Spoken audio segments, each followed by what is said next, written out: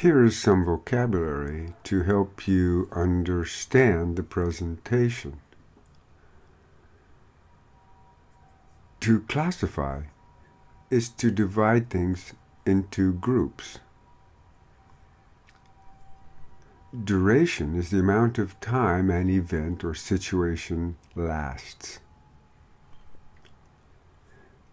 The duration of the class is 9 months. Sensory is related to the 5 senses. We get sensory information from our senses, our sight, our taste, our hearing, our touch, or our sense of smell. A fragment is a small piece of something. I have a metal fragment in my foot.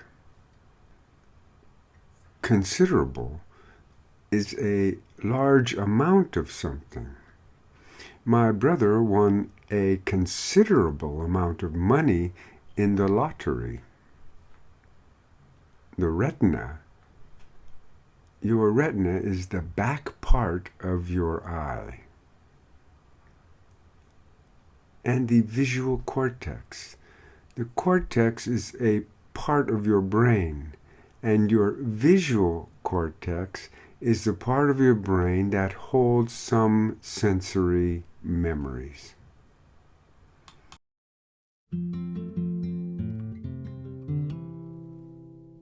Hello everybody, thanks for being here. I'm Jim, and today I'm going to talk about one of the most fascinating fields in psychology: memory. The title of my presentation is The 3 Kinds of Memory. I will begin by saying that the 3 types of memory that we all have are classified according to duration, how much time they are in use. The 3 types of memory are sensory memory, short-term memory, and long-term memory. Sensory memory holds information for a fragment of a second. It's very short time. It's simply an impression on one of your senses. An example that we are all familiar with is holding a lighted match in a dark room. If you move the match in a circle, soon you are not just seeing the match as a point of light, but you see a full circle. That is your sensory memory, holding on to the first impression and making the light a full circle.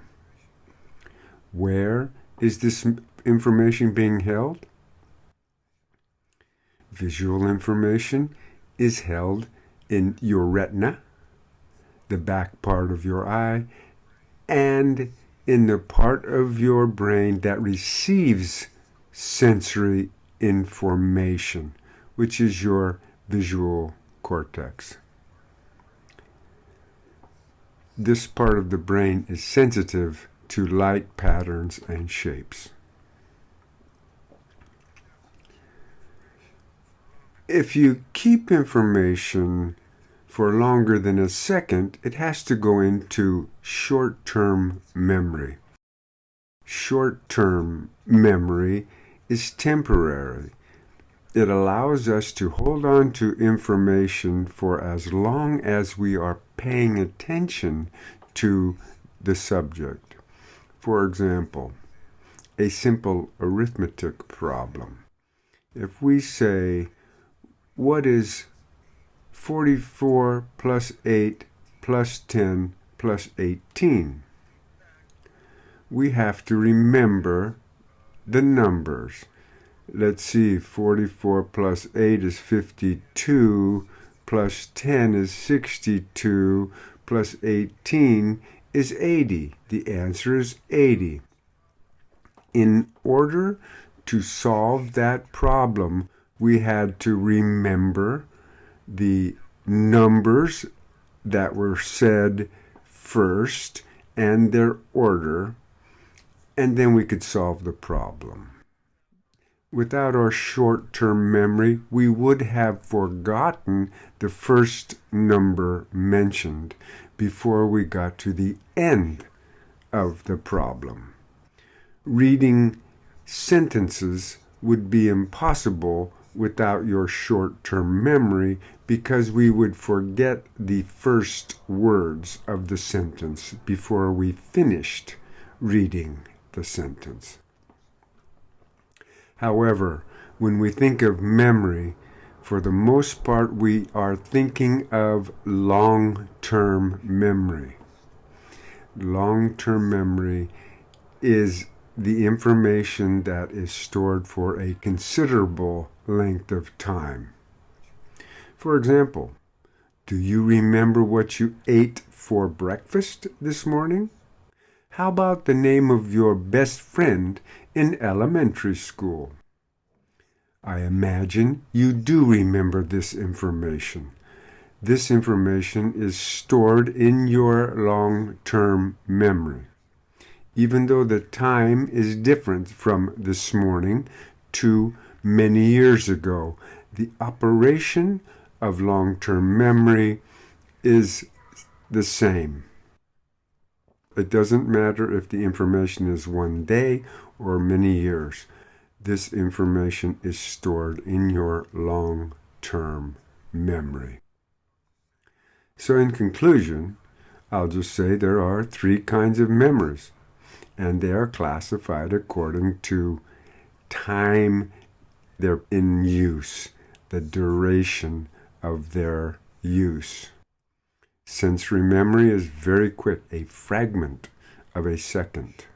Short-term memory depends on how long we hold the information in our mind, how long we think about something. And long-term memory is what we usually think of as memory when remembering a day ago or years ago. I hope you can remember what I've said and do well in the quiz. Thank you for listening.